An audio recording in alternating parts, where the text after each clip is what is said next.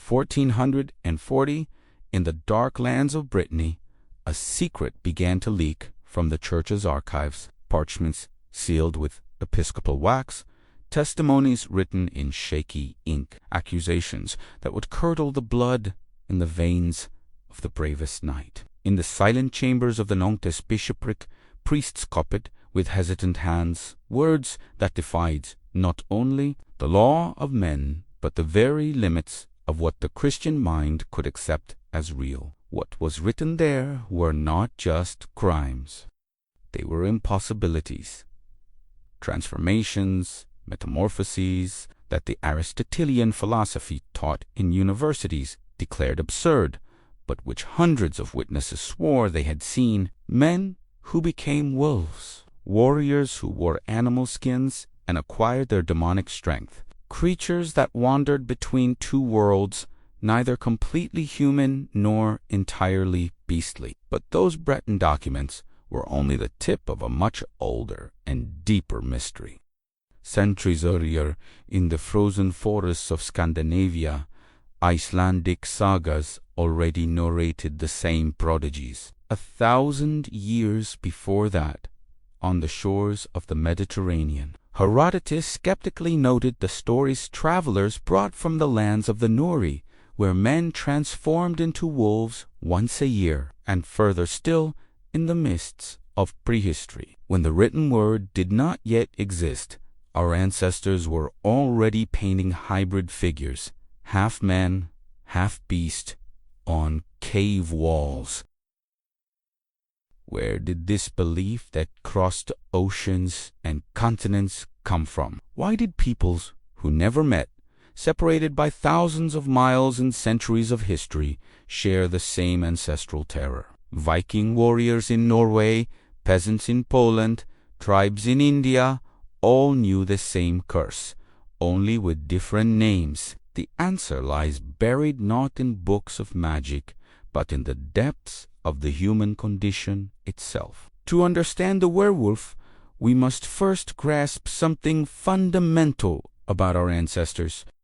They did not see the world as we do. For the medieval man, for the Nordic warrior, for the steppe hunter, the line between man and animal was much thinner, almost non-existent at certain moments. They observed wolves hunting in packs with strategy and coordination, saw bears protecting their young with fierce devotion, witnessed the cunning of the fox and the loyalty of the dog, and in all this they recognized something profoundly human.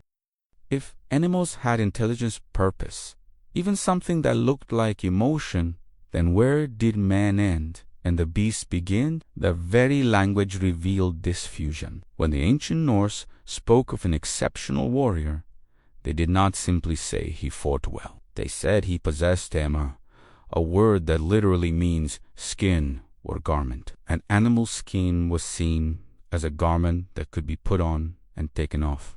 And by putting it on, the warrior did not just look like a wolf or a bear. He became one. The berserkers, the most feared warriors of Northern Europe, are the living proof of this belief. Their name itself comes from berserker, the one who wears the bear's skin. Before battle, they performed secret rituals, entered violent trances, foamed at the mouth, bit their shields, and when they finally attacked, their companions swore they were no longer men. They were beasts in human form. They possessed superhuman strength, felt no pain, knew no fear, and left a trail of destruction that made experienced men tremble. But here is the crucial detail that medieval chroniclers recorded with disturbing accuracy. After the battle, after the fury passed, the berserkers fell into deep exhaustion. They lay prostrate 4 days, weak as children, barely able to move. Their bodies had limits, but something within them, in those moments of fury, had surpassed all human limits. What was this something? For their contemporaries, the answer was obvious. The spirit of the bear or the wolf had taken possession of the warrior. the Icelandic sagas preserve stories that allow us to see exactly how this transformation was understood. In the Volsunga saga, there is a particularly revealing account. Sigmund and his son Sinfjotli were wandering through the forest when they found an abandoned house. Inside, two men slept soundly, and above them, hanging on the wall, were two wolfskins. The men were enchanted kings, condemned to live as wolves for 10 days, only able to resume human form on the 10th day. Sigmund and Sinfjotli, driven by ambition for power, stole the skins and put them on. Immediately, the transformation occurred. They tried to speak, but only howls came from their mouths. They tried to reason, but an animal fury took over their minds. They ran into the forest on all fours and spent days hunting men, killing travelers, spreading terror. They made a pact. If one of them encountered more than 7 men, he should howl for help. But Sinfjotli, taken over by the arrogance of youth and the thirst for blood, attacked a group of 11 men alone and massacred them all. When Sigmund discovered this, he became enraged. The wolf's curse took hold of him too, and father and son threw themselves against each other in mortal combat.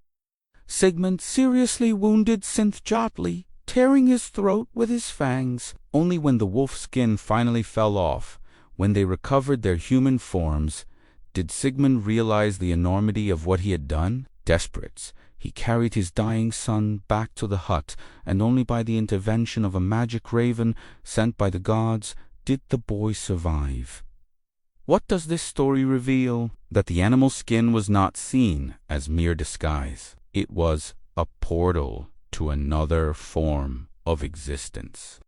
By putting it on, the man was not pretending to be a wolf. He surrendered his humanity and received in exchange the instincts, strength, and uncontrollable fury of the beast. And once the transformation began, there was no turning back. Human will dissolve. What remained was pure predator. But the Norse were not the only ones to develop this disturbing understanding.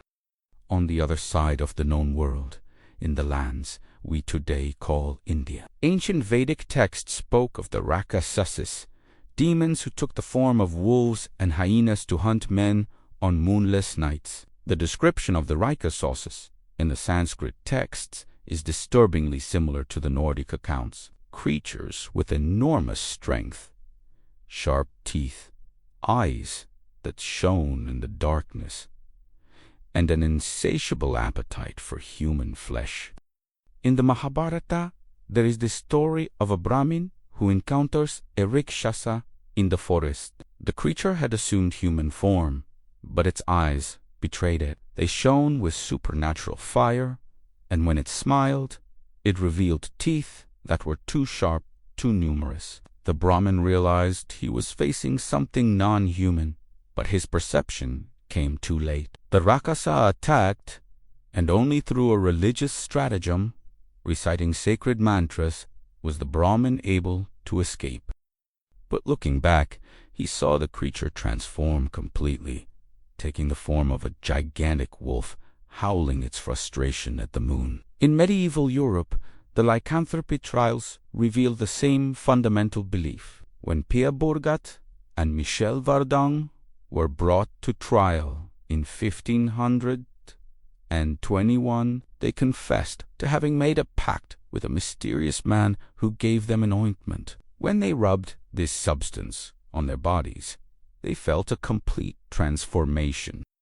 Hair sprouted from their skin, their hands curled into claws, their minds filled with an uncontrollable hunger for human flesh. They described how they hunted children in the forests, how they tore them apart with teeth and nails, how the taste of fresh blood filled them with indescribable ecstasy. The judges wanted to believe it was fantasy, madness, a confession forced by torture. But the victims' bodies were found, lacerated exactly as the accused described. And witnesses swore they had seen wolves at the exact locations and times of the attacks. How to explain? The church had an answer: demonic possession. The devil had taken possession of those men and transformed them into beasts. So we come to the heart of the mystery. In all these cultures, separated by oceans and millennia, we find the same pattern. It's not just about men dressing up as wolves. It is about a transformation that goes far beyond the physical.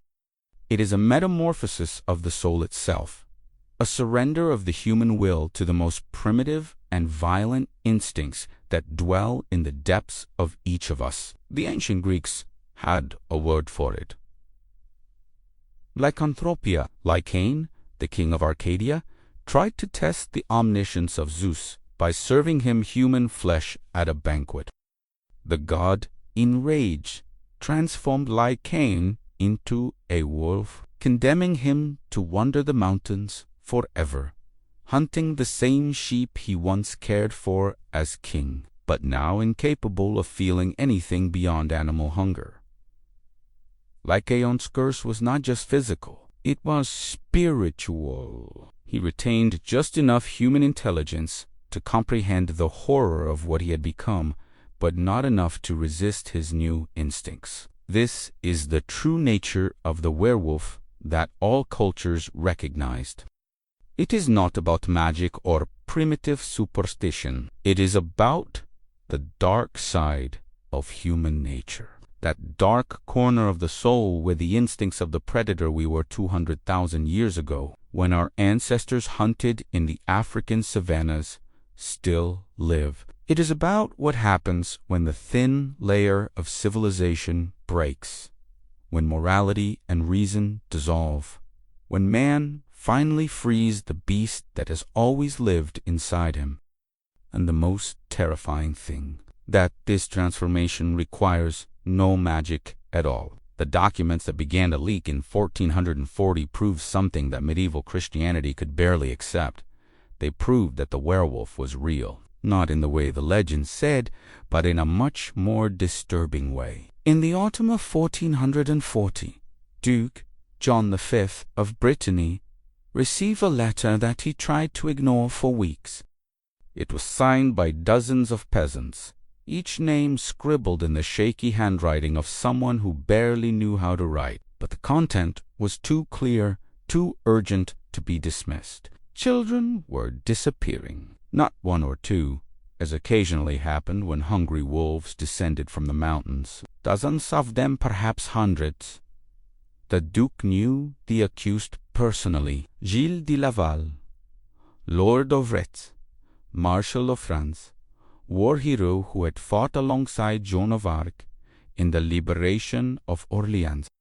A man of the highest nobility, a king's counselor, owner of vast territories. The mere idea of investigating him was politically dangerous. But there was another, much more disturbing problem. The Duke also knew the rumors that had been circulating for years about the Machecoul Castle. The peasants spoke in whispers. They said that at night, screams that chilled the blood came from the castle's highest tower. They said that children entered the gates begging for alms and were never seen again.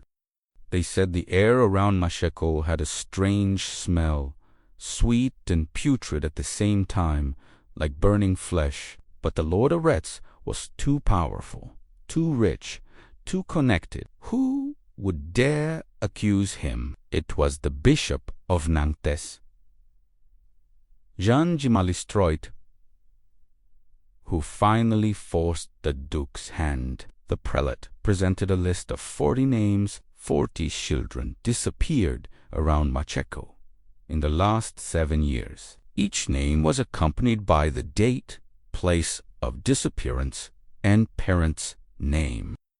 It was meticulous, irrefutable documentation. And there was a disturbing pattern. The children always disappeared after someone from the Lord of Retz's entourage passed through the village. "Your Grace," the bishop said, his voice breaking with emotion, "if we do not act now before God and men, we will be accomplices. The blood of these children will stain not only the murderer's hands, but ours as well. The Duke finally gave in. In September of 1440, he issued an arrest warrant, but with a crucial condition.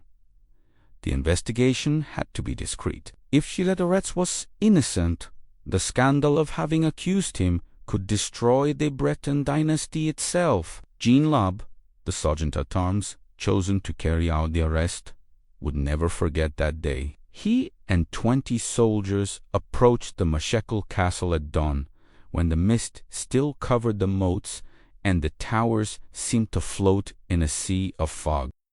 The drawbridges were raised, the battlements manned with guards, the cannons loaded. The castle was prepared to resist the siege. But when Leb announced his name from the other side of the moat, something extraordinary happened. Screams were heard from inside, confused orders, and then Gilles de Retz himself appeared on the parapet. He was dressed in white, like a penitent, and upon hearing the name Lab, his face visibly paled even from a distance.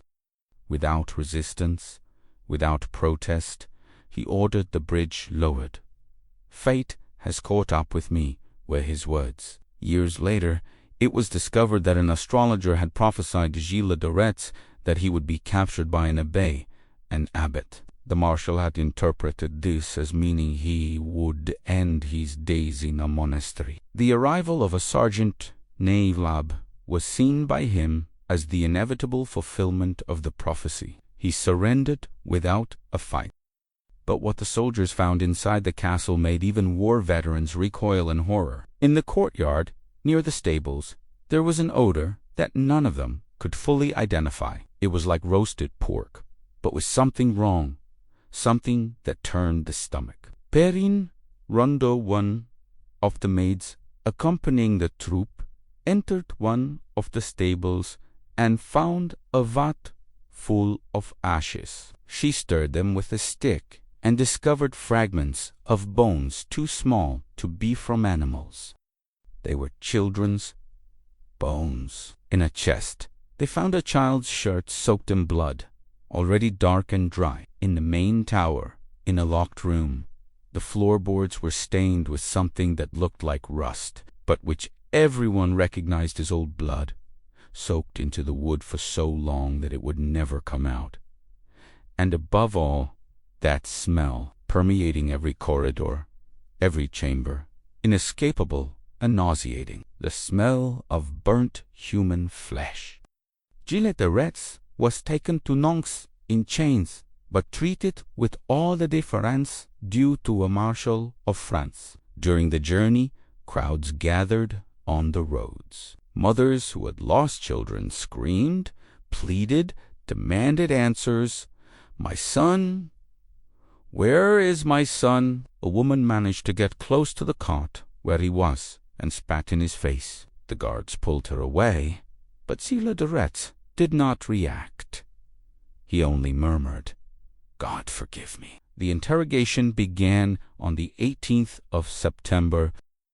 Pierre Gilles, hospital president of Brittany, conducted the process with a firm hand, but even he, a man experienced in criminal cases, was not prepared for what he was about to discover. The first witness was Perrine Loussard, a mother who had lost her son 2 years earlier. She entered the courtroom, trembling, twisting a handkerchief in her hands, her eyes red from crying so much. "Gentlemen judges," she began, her voice barely louder than a whisper, "my son was 10 years old. He was the most beautiful child in the village." She recounted how Etienne Pontou, squire to the Lord of Retz, had noticed the boy playing in the street, how he offered to make him a page, educate him, give him a better future. "I believed him," Perrine sobbed. "I gave my son to them because I thought it was a blessing from God.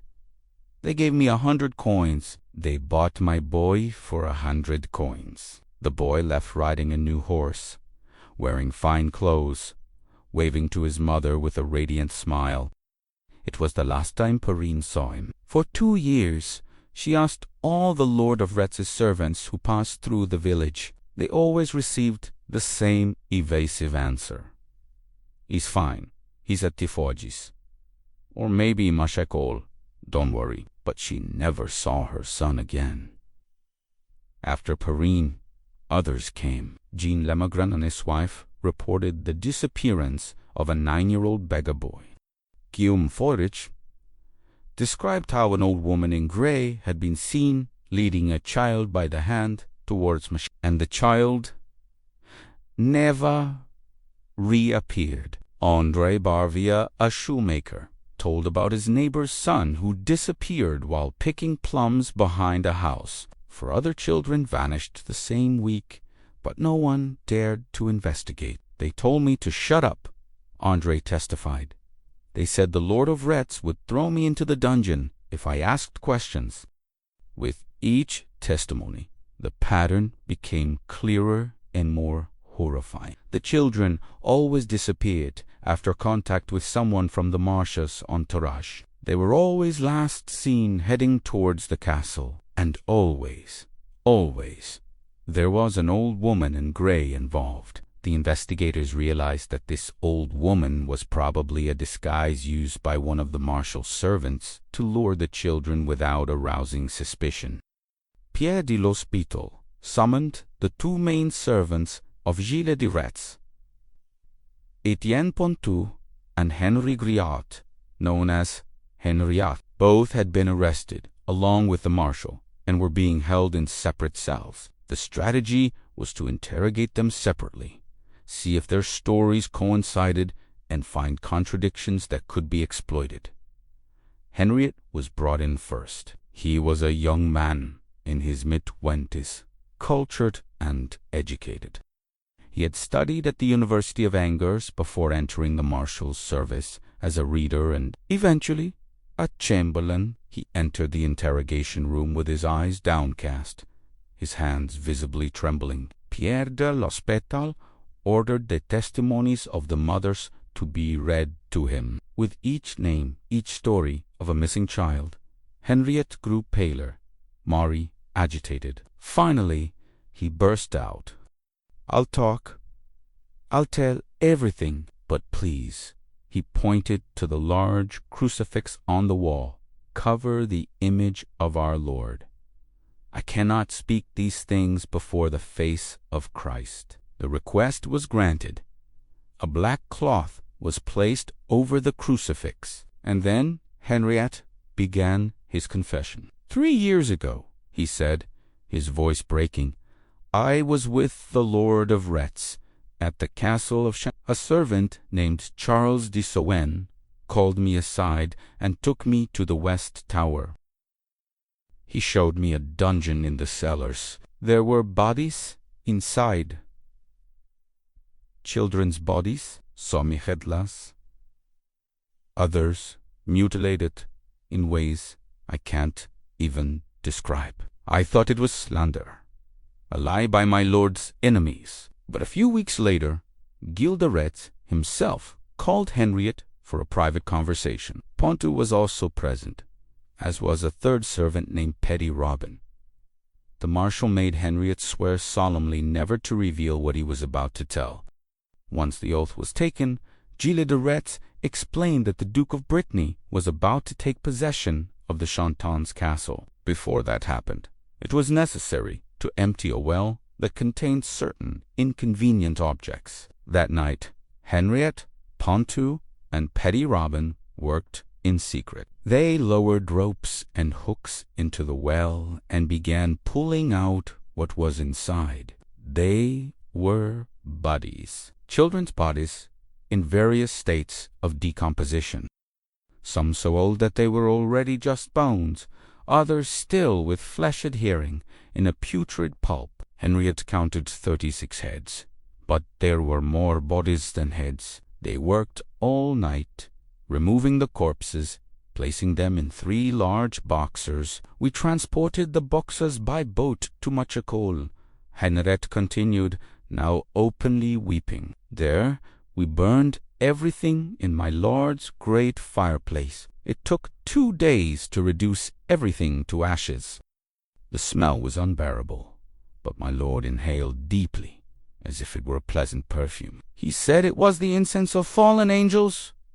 Piesci de l'Hospital interrupted. Are you saying that the Lord of Retz killed these children? Yes, sir, with his own hands. I saw it. Henriet's confession continued for hours, each word more terrifying than the last. He described how his master killed the children in various ways, experimenting with different methods, studying their reactions. Sometimes he used a knife to cut the throat, watching the blood spurt. Other times he preferred slow strangulation, delighting in the spasms of agony. There were occasions when he simply cut the children into pieces while they were still alive, starting with the extremities, studying how long they could survive. But the most disturbing was what came next. Gilles de Retz had the habit of bathing in the victim's blood. He ordered his servants to puncture the children's jugular vein and let the blood gush over him. He would be soaked, licking the blood from his own arms, entering a state of ecstasy. After the murder, he usually fell into deep melancholy, crying, praying fervently, promising never to do it again. But days later, the impulse returned, stronger than before. Henriet admitted to having directly participated in the murder of 40 children. Pontou, interrogated separately, confirmed every detail and added a few more. He revealed that Gilles de Retz himself had confessed to them that he started after reading Suetonius, the chronicles of the Roman emperors. The stories of Tiberius, Caligula, and Nero, with their orgies of cruelty, had awakened something dormant in him. He decided he would surpass them. My lord used to say, Pontou testified, that feeling a child die under his hands was more pleasurable than any feast, more stimulating than any wine, more satisfying than any carnal act. He said, we were fools for not understanding the ecstasy of death, the beauty of destruction. The judges were stunned. Piesci de l'Hospital, who had conducted hundreds of criminal cases, had never encountered anything like it. They were not just murders. It was a systematic exploitation of cruelty, a methodical study of how much suffering the human body could endure. It was, in the words of one of the judges, as if the devil himself had taken human form and walked among us. But the central question still remained. Gilles de Retz himself denied everything. He claimed that his servants were lying, that it was a conspiracy to steal his lands. And by the law of the time, the word of 2 servants against that of a nobleman was not enough for conviction. It would be necessary for the marshal himself to confess, or for irrefutable physical evidence to be presented. Pierre de l'Hospital ordered a more thorough search. What they found confirmed the worst nightmares. In a secret chamber, they discovered more children's clothes, all stained with blood. In the cellar, they found a collection of knives, some still with dark residue on the blades, and on the walls of a certain room, under several layers of whitewash, they found blood spatters that formed patterns. They were not random stains. They were arterial jets, the kind that only occur when a throat is cut with precision. The evidence was overwhelming. All that remained was to confront the accused with everything that had been discovered. On October 25th, 1440, Gilles de Retz was brought before the court again. This time, he would not come as a nobleman offended by false accusations. He would come as what he truly was, the werewolf who had terrorized Brittany for 7 long years. And if this story seems impossible to you, wait until you hear what he confessed. Because sometimes the most terrifying monster is not the one that exists only in legends.